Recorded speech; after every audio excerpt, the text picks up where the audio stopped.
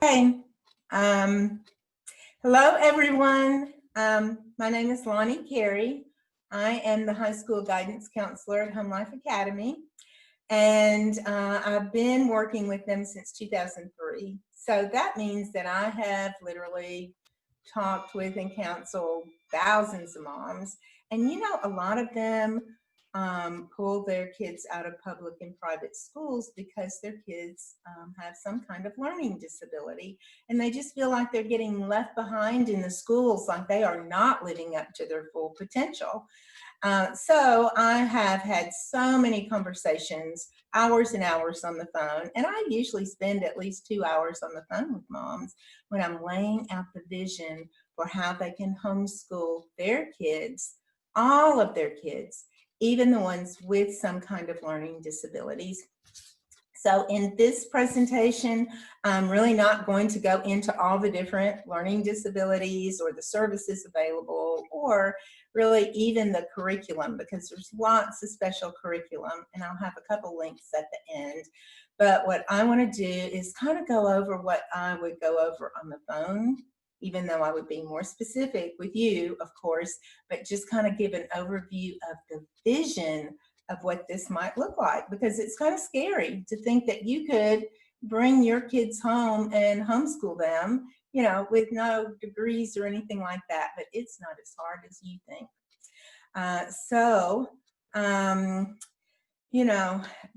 The fact is, when I think about kids or anyone with learning disabilities, I really don't like that term, because I see that we are all on the spectrum. So from really, really severe things going on with your kids to, just your average learner, to the highly gifted, we are all on the spectrum, and so we're going to be teaching kids the same, and I'm going to show you how you can do that. So in schools, if your child has been diagnosed and labeled, then they have been put in a box, and the box does limit them, and the label does define them. So what we want to do when we bring them home is we want to get them out of the box. And I'm going to share my PowerPoint with you, especially for all you visual learners like me. And then at the end, I want to have a few minutes of Q&A. So I probably won't be checking my chat until the very end. So here we go. Let's see.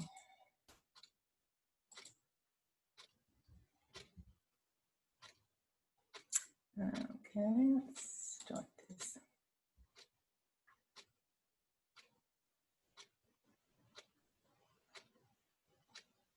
Start PowerPoint.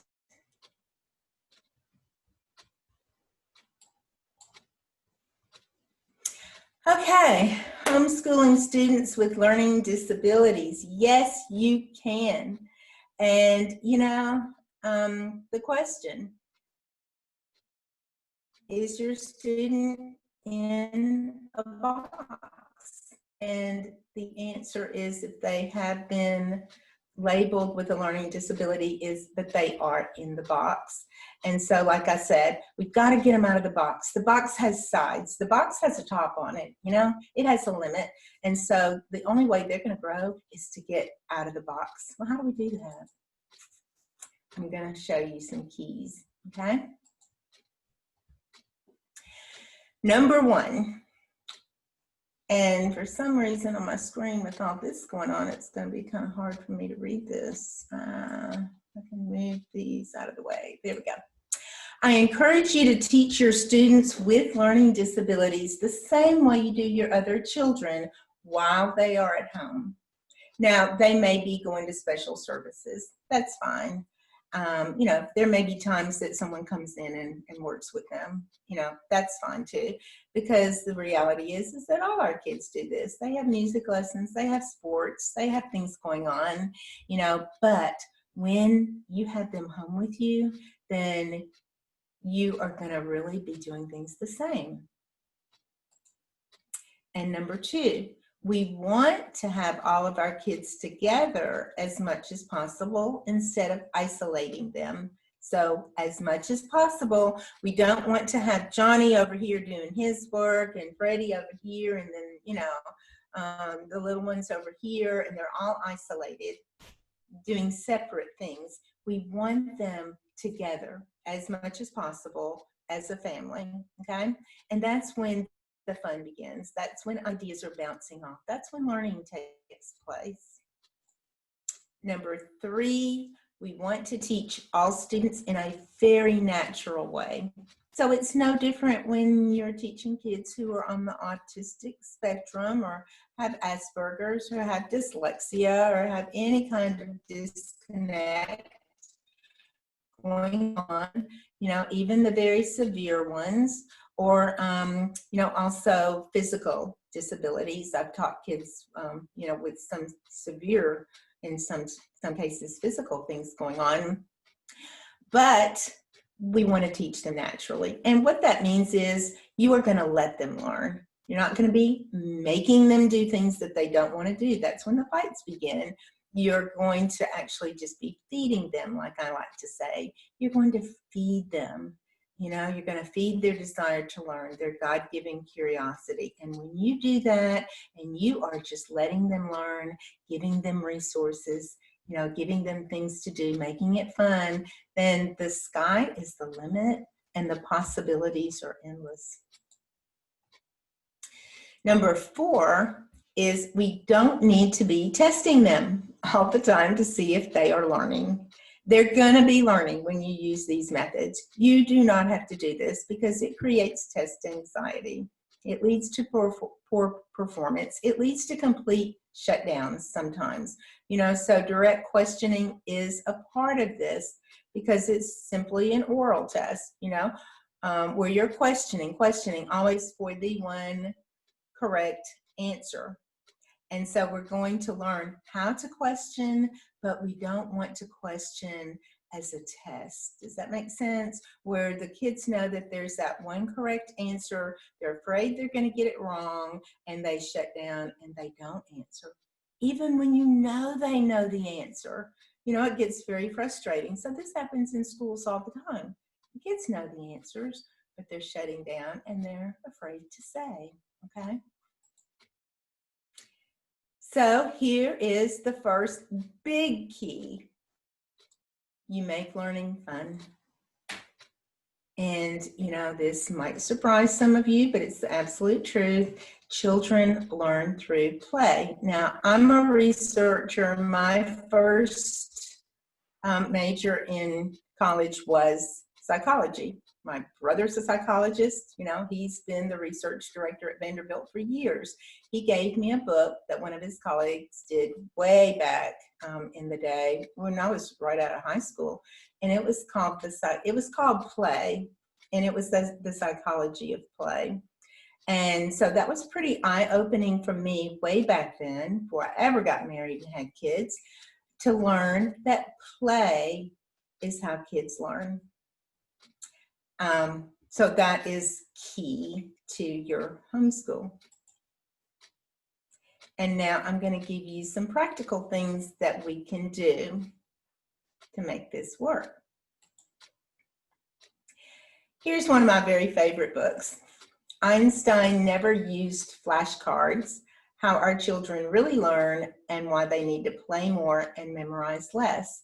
This is another book by 2 psychologists, 2 women with children, and they learned that kids learn through play. And so they started restructuring the way that their kids learned, you know, to go along with what the psychology was saying was best.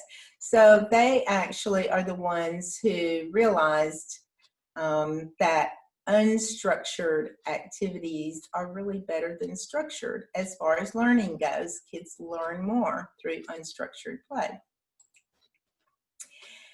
And this is 4 things from the book that you can do to develop your kids' creativity and further their learning. What are these 4 things? They may surprise you. The number 1 thing is to simply eat dinner together. Now, you may have read how important that is and that families are not doing that anymore. which is pretty sad. But when we had all our kids home as much as possible, now lots of times Dad was not home. It was me and the kids. That's fine. We had dinner time. And during dinner time is when you get to really connect the whole family. No books. I had a reader, and she wanted to bring books to the table. There's no books, no cell phones, none of that. This is a time when you're sitting and eating and sharing your day. So one of my very favorite questions to ask was, what was your favorite thing that you did today? And so that gets the conversation started.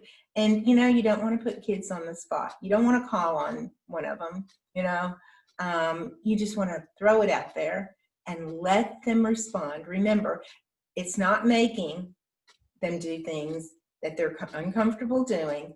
It's letting them be a part of the family, letting them share, and then they're going to start opening up. Even the kids who, they never open up, they will start opening up as you go and as you have them at home, in this very, very friendly, loving environment. So they start sharing. And it's just, sometimes you have to jog their memory. I mean, I can't remember what I ate for breakfast lots of times, but you have to start jogging their memory. Let's see what we did, and then what was your favorite? So then they have to choose, they have to think about that. Oh my goodness, and so that's just a really fun time. But eating dinner together is actually the number one important thing you can do to help your kids be creative and learn. The number two thing is to have unstructured family time. Now, again, remember, psychologists have found out, surprisingly, that unstructured activities are more important for learning than structured activities. So, you've got your curriculum, you've got your teaching that you're going to be doing, but actually the learning is going to take place during the unstructured time. Isn't that fascinating? So going on walks is something that my family loved to do. When we were little and the kids were in strollers, you might have some in wheelchairs, you can go on a walk. So that was really fun. And sometimes what we did was we went on listening walks, which is hard for little ones to just listen and not talk, and it might only work on the way there and on the way back from the walk. You're talking about, what did you hear? What do you think made those noises? Oh my goodness, let's get home and see if we can find that bird that made that noise, or whatever it was. Oh, we saw butterflies, but do we hear them? Do butterflies make noise? We could not hear them. All kinds of things like that. All kinds of things to see and talk about when you go on walks. That's number two. The number three most important thing is to read aloud as a family. Now, when kids are little bitty, we read aloud to them. And then as soon as they learn how to read, what happens? We stop, right? But research has shown that all kids, they need that read aloud time. So this is something that you can do at night. You can do in the middle of the day. You can do, like before nap time or whatever. But for little ones, even my older ones, we had lots of stuffed animals, and they would get a reading buddy. So this is going to calm down the fidgets if little ones have their little reading buddy. And a funny story, my kids loved stuffed animals. So when my oldest son went off to college, he went to the Air Force Academy. I got him Charlie, a gorilla, and he was his study buddy, and he was his study buddy for 4 years. And now he is his daughter's favorite animal, Charlie, the gorilla. So this is really neat to have that reading time. The number 4 most important thing to enhance learning and creativity is to limit TV and videos. We kind of intuitively know that, but we forget sometimes, you know, and we don't want to have the TV and videos really babysitting our kids, even though kids love it. It's not the best for them. Why? Because it's passive. So even the learning shows, which there's lots of really neat learning shows there, but they're still passive learning. They're not active learning. So the kids aren't interacting with other kids. They're not interacting with adults, you know, that they're not doing things. Their imagination is not at work. They're passively just watching, and that's not nearly as good. Now you may be thinking, what about school? We haven't really talked about what most of us think school is. Sitting down, doing your workbooks, doing your books, you know, active teaching your children. So what about that? Okay, so what I'm going to do now is go through some ways that we can do school through play, through activity. And remember, this is the way kids learn, okay? So how do you teach grammar skills like this? Well, they've done some research, and actually a lot of the research was done on children that did have learning disabilities.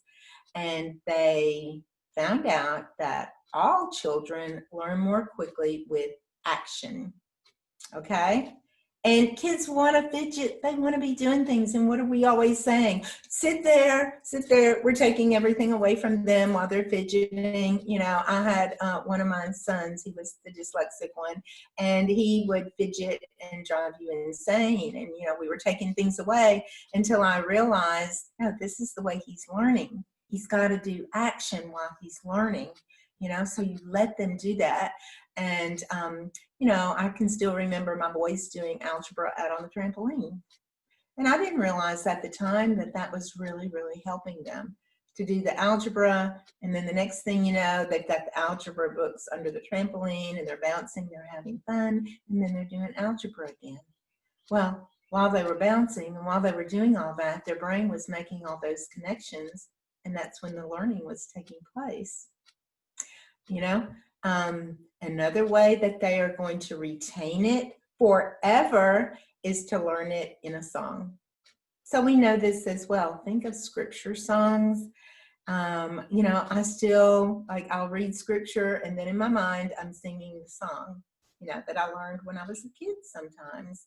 So they can remember anything in songs. And we did sing a lot of songs. They learned grammar through songs. We did action grammar, actually. And so the way that we did that, and all ages can participate. If you have one, you know, it's going to be you in the one. But if you've got, you know, little ones through high school, we would all be learning grammar and having fun as a family. Remember, you are a family, so you want to do as many things as possible together, right? And it's totally doable, and it's fun. And they're going to learn when they're having fun. So, you know, if the little ones are learning how to read, okay, and just say that you're working on the letter B. I would make up things, or I would use short stories or nursery rhymes or something like that and go, you just make it up as you go. You know, it's going to be different every time. But, you know, say, for example, you wanted them to clap once when they heard the letter B. Now, this is really going to enhance their listening skills, you know, and their ability to focus and pay attention, because they are listening, because they want to clap, right? And so, you know, you're going to be reading something, and they're going to be clapping every time they hear a B. And then you're going to get a little bit harder. You're going to go on up, and the little ones are going to follow along. You know, they haven't learned these, but that's fine. They're listening, they're doing it. So it might be learning parts of speech. You're like, okay, every time you hear a noun, you raise your right hand. Every time you hear a verb, you raise your left hand. You go slow, help them do it, pause, oh, okay. And, you know, then you might want to throw in adjectives, adverbs. You might want to throw in prepositional phrases. You might want to throw in all kinds of things, you know. You might want to do colors even, you know. You can do anything like this with action. And then in the end, you know, it gets crazy, it gets silly, you know. It's like raise your right hand, your left hand, stand up, sit down, turn around, fall down, laugh, and they remember, and then they remember, and they have learned a lot of grammar that day. So let's move on to writing skills. Now, younger children, they can do a lot of things to learn pre-writing skills, okay? Because writing takes the small muscles of the wrist and the fingers, but it also takes those large arm movements to get the writing flowing, okay? So you're gonna make sure that they're getting plenty of exercise, both structured and unstructured. You can have little exercise times if you want to, or you can just let them play. You can do some yoga, you can do all kinds of things. Some examples might be while you're taking your walk, even. You know, we're gonna be pretending like we're airplanes, pretending like we're the bird. You know, what kind of patterns do birds have, you know? You might wanna pretend like they're swimming, or, you know, anything like that. They're dancing, you know, the wind is blowing, how does it blow? Ooh, you know, anything like that to get those large arm movements. And then the small ones, well, they're going to be doing that a lot, and you want to enhance it. You want to make sure that they are having that time to draw, to color, finger paint, even playing with blocks and building toys and puzzles. I love to have a junk drawer, and I love to have all kinds of raw materials in there for them to play with, you know, all kinds of broken electronics, string, pipe cleaners, paper clips, all those things.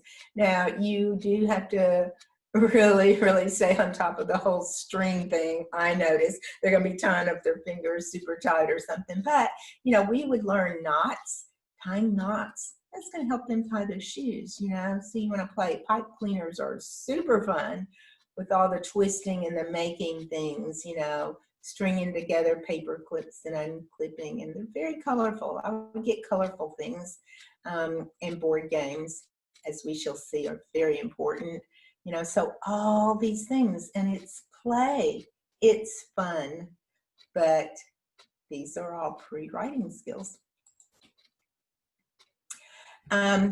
Before we move on to reading, I want to very quickly talk about writing a little bit that I did with the kids that I was teaching high school English to that had learning disabilities. You know, we would do things like go to the park and have them listen, and then have them write down little poems. And I would, you know, I'd just make up the poems. Okay, let's do 3 ing words, you know, like the word and what they're doing, and it would be sounds maybe, and then they would end the little poem with 2 words that summed it up, you know. So that would be something like birds singing, wind blowing, you know, tractors roaring, beautiful day. And they would make up these little poems, and then one might be things that they see, you know, bees flying, things that they see, trees moving, you know, water rippling, you know, and then they would sum it up in 2 words, you know, park day, you know.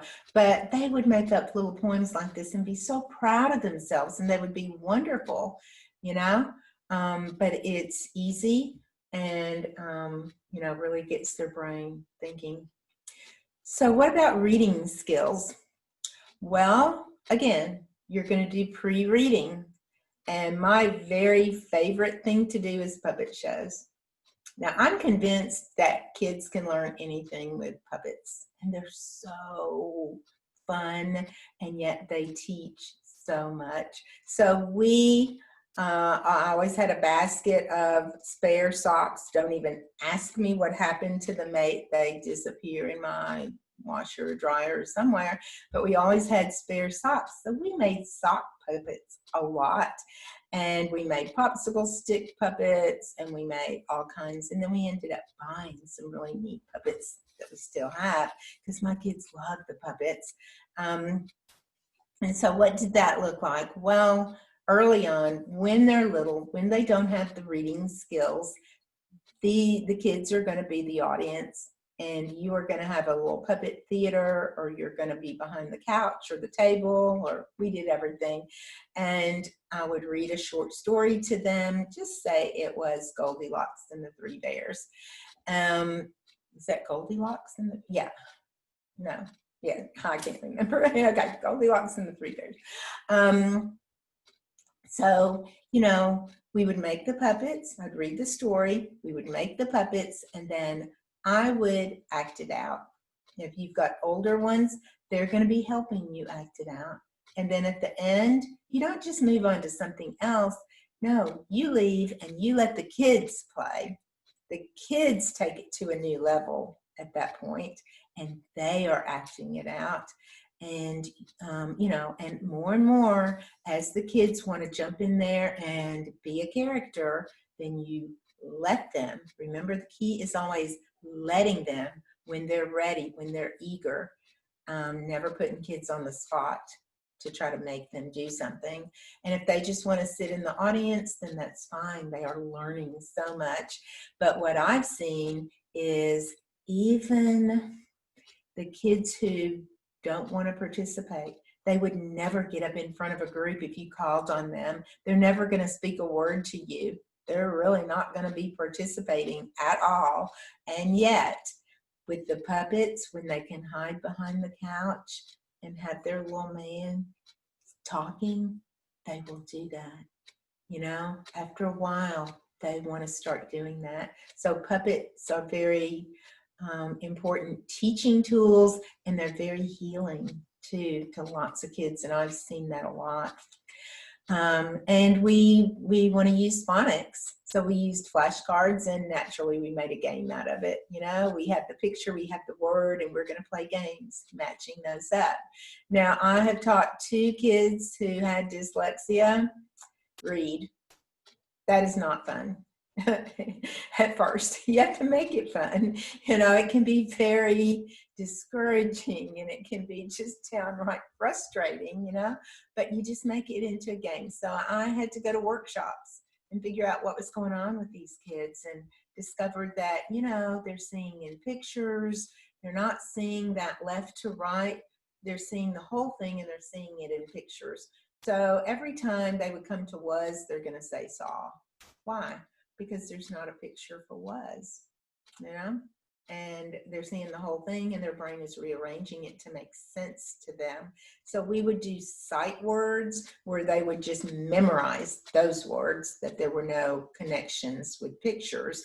And it's so funny because my son, I got really frustrated. You will get frustrated sometimes, but we don't want to get frustrated. We don't want to yell at our kids. We don't want to lose it. But one day I did, because we had been working on letters and he was not getting them. And, you know, we've been doing M, but yet every day was a new day, and he didn't have a clue. So, you know, I found myself just going, and I'm, you know, I just yelled it out at him. And then I'm thinking, I don't want to be yelling at my child. What am I doing? And so I immediately made it into a game. And I, like I meant to do it, you know, and I'm going, okay, we are going to yell the letter M from our mouth. Okay, and so I had him go over to his mountain. I was over here across the room, and we were yelling, and we were doing the whole echo thing. So I'd be like, okay, I'll start, you know, and I'm yelling out, M, you know, and then he does it. And I'm like, okay, let's think of words, you know, mother, You got to have the echo. And he would do it. And do you know that, of course, it totally de-stressed me. It made it into a fun game. But the interesting thing was he never forgot the letter M after that. And he started getting it. You know, we started playing those kinds of games with him, with the letters, and he started getting it. You know, so all these things just taught me how to do this with, you know, games and fun. And you're not stressed when you're doing that, you know, even if every single day you're going over the same thing, that's okay. They're going to get it. The Bob books, if you do not know about Bob books, they are great. They're great. They're so little and easy for kids to start reading the whole books. There's Matt, and then there's Sam and Dot. I can't remember them all, but they're little stick figures of circles and triangles, you know. So I made copies for them to color, and they could write in those books that I made for them. And when they colored them and wrote, then, you know, there is a hand-brain connection.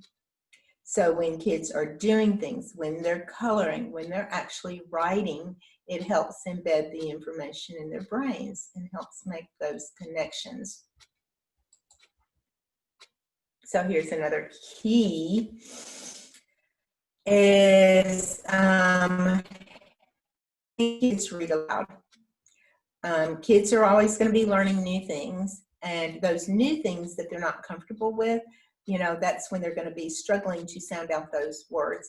But if we're going to have like a read aloud time when the kids get to read aloud, or you call on them, then you always want to have them read easy material. You don't want them getting discouraged, because the frustrated reader is one who will learn to dislike reading. We see it in the schools all the time. We don't want to copy that. But confidence breeds a love of learning and will create a lifelong reader. So you always want, if they're going to be reading aloud, because they will get embarrassed, they will start feeling like a dummy, you know, and then they're not going to want to do it. So always have them reading out loud on an easier level where they are not going to be stumbling over words. That's not the time to teach reading skills, okay? High schoolers also need to be a part of the family reading time. Sometimes they can read too if they're a very accomplished reader, but lots of times, because this is going to be that fun, relaxing time, and it's really going to replace the TV or movie time. And in order for it to work, you know, it has to be exciting. It has to be fun. And so lots of times you're going to be doing that so that it is going to live. And then you're going to move on from the short picture books to chapter books, you know, and have the little ones with their reading buddy listening. And this is going to really enhance comprehension and memory skills. Because after all, they're going to have to remember, well, what happened last time, you know, and then anticipate what's going to happen this time. And so when you have this reading time, you know, then afterwards, it's a real good time to have discussions of these things too. Well, what if he had done this? You know, ooh, wonder what's going to happen next time, and create that, you know, anticipation for the next night. So again, another key here to create lifetime learners and lifetime readers. So at bedtime, I would always tell my kids, no matter what age they were, you know, in their bedtime would get later and later, but, you know, say their bedtime's at 8:30. And so, you know, they knew, because early on I would say, okay, your bedtime is 8:30. So you can go to bed, lights out if you're tired, or you can stay up 30 minutes and read. And invariably, they're going to opt to read. So when they're little, you're just going to do the reading time with them. Or the ones who are not readers, you're going to be reading with them. But the kids that can read, this is their time together, and they're going to pick out something. You're not going to assign their reading. You know, if they've got assigned reading, then they may very well be choosing to read that at night, you know, because they know they've got this assignment. Or, you know, they can read anything at night. That is their time, and that is going to foster that love of reading, to just let them read. What about math skills? Can we do that with fun and games? Absolutely. It's the way kids learn math. And most kids can get a concept of numbers and how to perform these basic operations of adding and subtracting and even multiplication and division if you do it with real objects and play games. All right? So we did that a lot. And their very favorite thing was a quart jar, not of jelly beans like the picture, but it was actually a quart jar of dried beans. So I bought one of those 15 bean soups and put them all in the quart jar, and they would beg every day to play with that. Yeah, it was fine. They dump out the beans and they start sorting, and they're playing, you know, and then what you do is you're always going to be stretching them. You're always going to be teaching them. When you see them doing something, you know, you're going to let them play, and then you'll come in and go, why are all these grouped together? Well, you know, they're all white. They're all big, whatever it is. You know, oh, would these guys go? No. So you're teaching them about sets of things, okay? And then you're teaching them counting. You know, you start teaching them how to count, and then they can count, you know, 5, 2s, and 3s and things, just like board games actually, and other things teach that very well too. So, you know, you're teaching them how to count with the groups. You're, you know, teaching them, oh, so let's see, what if we added this? What if we took this away? Teaching them adding and subtraction. Then you're, you know, teaching them multiplication and division. Well, you got these groups of 5 that we could add together, 5 plus 5 plus 5, you know, and teaching them to count by 5s. But you also go, how many 5s do we have? 3.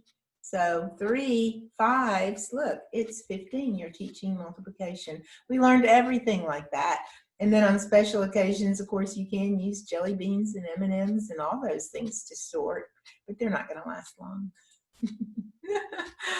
We loved board games. Oh my goodness. Yahtzee and Monopoly were 2 of our favorites, and they taught math so well. Because you think about Monopoly, you know, even for little ones who don't have a clue, remember, you're doing things as a family, you know. So little ones there, they can learn colors, they can learn how to count, you know, they can count by 1s, 5s, 10s. You know, they learn 10 is go to jail, you know. They're learning how to read. They're learning about money. They're learning that certain things are worth more than other things. All those things in Monopoly. The new Monopoly even uses credit cards, which my grandson, who just turned 8, loved that.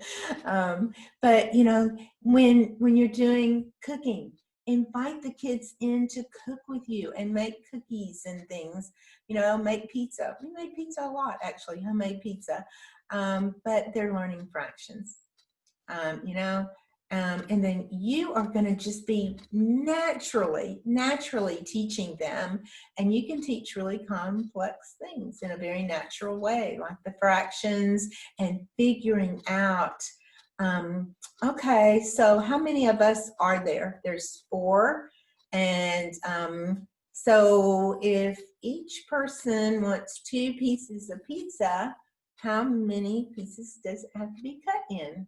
You know, setting the table, you know, for them to get out the right number of forks and knives and things. You know, when you're, they can learn time. Like I said, we used a lot of broken things so they could play with them, and they fixed some of them too. But, you know, even things like gardening, they're learning geometry. You know, they're learning length and width and area and how many rows and all that kind of stuff. So in everything they're doing, they're learning. Here is a fact for you. Kindergartners, when they are playing, just free play, they are learning math 46% of the time. So think about older kids, how much they're learning. You know, kids are learning math naturally, and you are in there just feeding them, providing the resources and helping them, and then they will understand how math works. Now, when they understand how it works, then their curriculum books are not going to be hard for them because they're going to know the concepts. They're going to have the foundation. And, you know, word problems are the best. I had to really seek out old math books to get a lot of the stories and word problems, but that's the way that math used to always be taught. Science, very hands-on, okay? And they love to experiment. So you can do all kinds of experiments. I used stuffed animals again, so they could learn how to sort by all kinds of different ways. You know, fur and no fur, even warm-blooded and cold-blooded, and all these different things as they grew. We could sort things and sort all kinds of animals. We had a lot of sets of animals, you know, all the farm animals and the dinosaurs and the butterflies and insects. So they are learning real things, and then they can start doing their own butterfly collections or bug collections or whatever they want to do. But you know, you're going to start off with the play animals, and then you know, you go into chemistry. You can do a lot of kitchen chemistry with food. You know, we tied in a lot of science and history, so we would be learning ancient Greece, for example, and building Mount Vesuvius. You know, building it, putting in the baking powder, putting in the vinegar, and watching it blow up. You know, kids love things like that.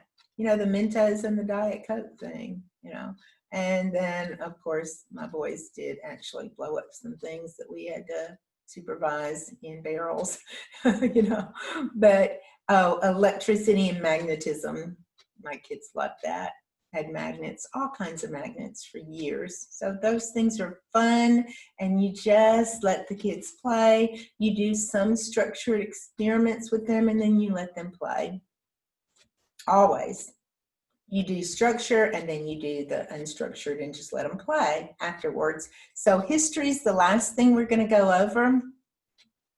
And history, again, is best taught by going and doing. So we don't want to just learn about places, we want to go there. And if we can't go there really, we can go there in our imaginations.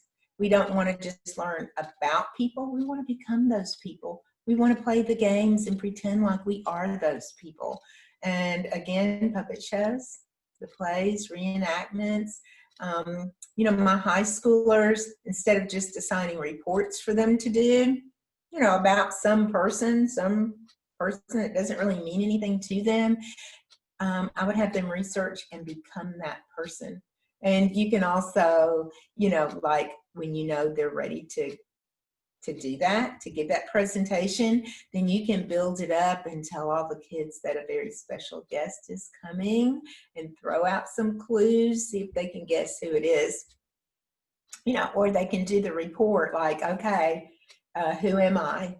You know, and they're going to be telling about themselves, and we're going to be guessing. Because why? Because we have learned about, you know, the early presidents, and this is going to be one of them, or an inventor or somebody. You know, it could be a biblical character. We did all kinds of things like that, and kids love that. And you know what? They remember for a lifetime who they were. They remember these things. And then, you know, they can do something. My kids would do notebooks. We would do notebooks. They've still got their Tennessee 3-ring binders. In fact, one of my sons, all my kids are grown now. They all have families, all graduated college. And he was showing his wife when he came home for Thanksgiving his Tennessee notebook. Isn't that amazing? But have them do these things that they can keep, that mean something to them. And, you know, we would our story time would be biographies a lot of times, historical fiction that would go along with what we were doing in history, you know, because we were doing unit studies. And so we were spending a month or two on, at least, you can spend longer than that, on each period of history. And we would become these people. When we put in the lake and we're sodding the levee, you know, we were learning the Civil War. So we were slaves. We were Civil War soldiers, you know, Confederate and Union soldiers. And I had always said, there's no way I'm jumping into that dirty water. But when I was a soldier with a backpack on and, you know, hot, it was really 100 degrees out there, you better believe we were all jumping in that muddy water, you know, so you live it and then you understand it, you know, and you can put yourself in other people's shoes. So that's really an incredible thing, and so much more quality learning than just reading a book or learning in a textbook, okay? So you go places and you do things, and if you are learning about different cultures in the world, which I do suggest getting a globe, you know, and learning about these places and where they are in the world, because they're going to see that basically people are all alike, you know. And then we're going to be learning about the different foods and cooking them at home or going out to eat and dances and going to the Greek and Italian festivals. We loved this stuff, learning the art, learning how they say hello and goodbye, you know. So, you know, had them do all this stuff. And my kids, when we traveled and we were learning about Indians, Native Americans, you know, they loved to get coloring books wherever we went. And then my daughter just decided that she loved paper dolls, you know, and she still got some of her paper dolls. So, you know, had them do it, had them learn about it, play the games. My kids played that they were in Africa. They were little bitty. You know, my oldest son was first grade, and then my daughter was like, you know, a baby. But they played Africa, and they had all their stuffed animals in a tent, and the, you know, the hallway was the Nile River, and the back bedroom, the boys' bedroom was Egypt. We made pyramids. You know, they remember these things. And then he wanted to write about his adventures in Africa. So he told me the stories. I wrote them down. I let him copy, you know, his copy work. And then he had a very quality story. That was amazing. My mother-in-law read that and said, how did he write this? You know, if I didn't know better, I would think he had really gone there. And I said, you know what? He did go there. Because when kids pretend in the brain, it's just like they had really gone there. And these memories are going to last a lifetime. So I do have a couple of resources. You can check these out if you want. Brain Jogging is a software program where the kid has headphones, and it's been very successful for everything from dyslexia to severe autism. And several of our families that have gotten feedback from have said that they've seen great improvement with Brain Jogging. I think they still have a 30-day free trial on it as well. Time for Learning is a curriculum that has lots of special ed curriculum, and it has lots of other good curriculum. So you can use Time for Learning with all your kids, and that's it. I like Time for Learning. And then there's 2 Facebook groups that you might want to check into and join. If you are with HomeLife Academy, we have the HLA Connect Special Ed, SPED, and then we have a lady that we network with, and me and some other counselors have actually done some Facebook Live things on her SPED homeschool page. Okay, so you can check these out and get lots and lots more information. I'm just wanting to throw this out and give you a vision for how easy this can be. Let me stop screen sharing now. And do you have any questions? I usually talk to moms on the phone for a minimum of 2 hours, like I said. And, depending on what's going on with you and your family and your kids, then we can get a plan on what that's going to look like when you bring your kids home.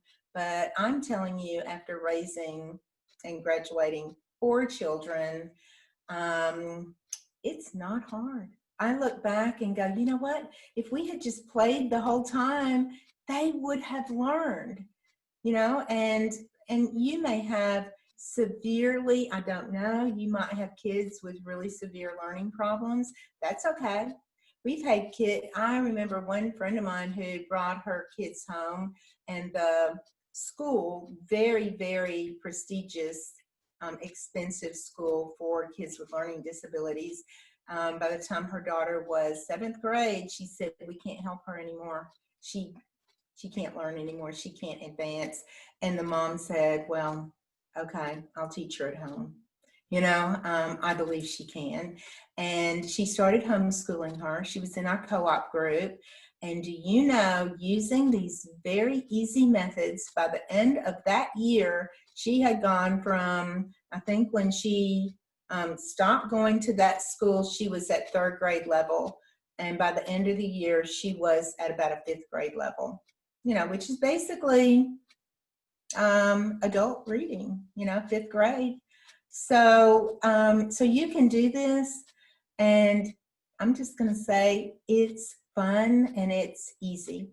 So I very rarely, I didn't really have struggles with my kids over school, because when they're doing fun things, then you go, okay, let's go and do our math workbooks, and they're totally ready for that because they've been playing and they're ready and they understand the concepts. So I realized that you might be thinking, oh, I don't know if it's going to be that easy for my family, but it will be. It will be. Keep it light. Don't stress. Don't be comparing yourself to anyone else, okay? And just keep it very light. And kids are going to go beyond your expectations when you let them learn rather than require. So you're going to be inspiring rather than requiring.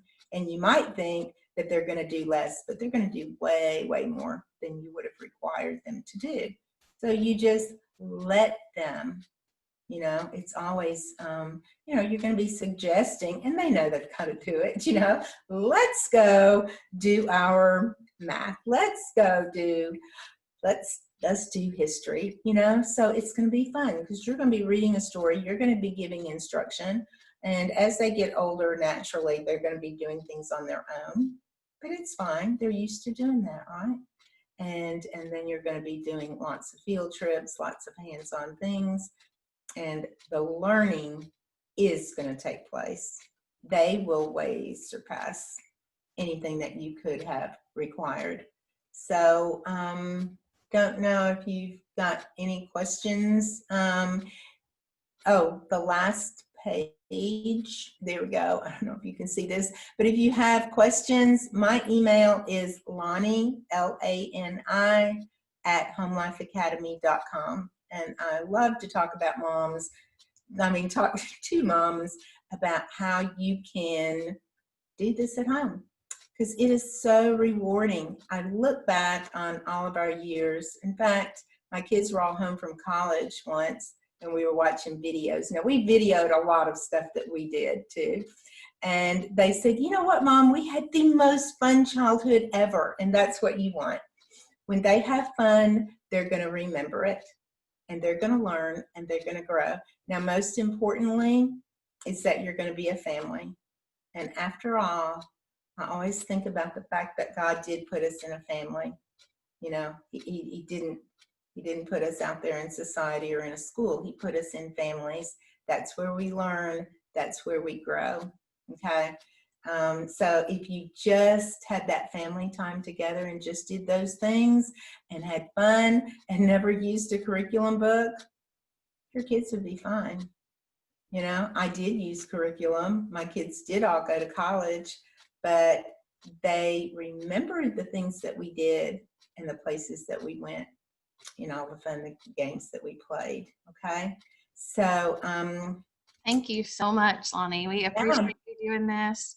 If y'all have questions for her, feel free to email her. If you need help getting her, please let me know, and I'll hook you up with her too. So we appreciate you so very much, and hope you'll join us. Our next session is all about teach, so hope you'll hop over and join us there. all right. Thank you. Bye.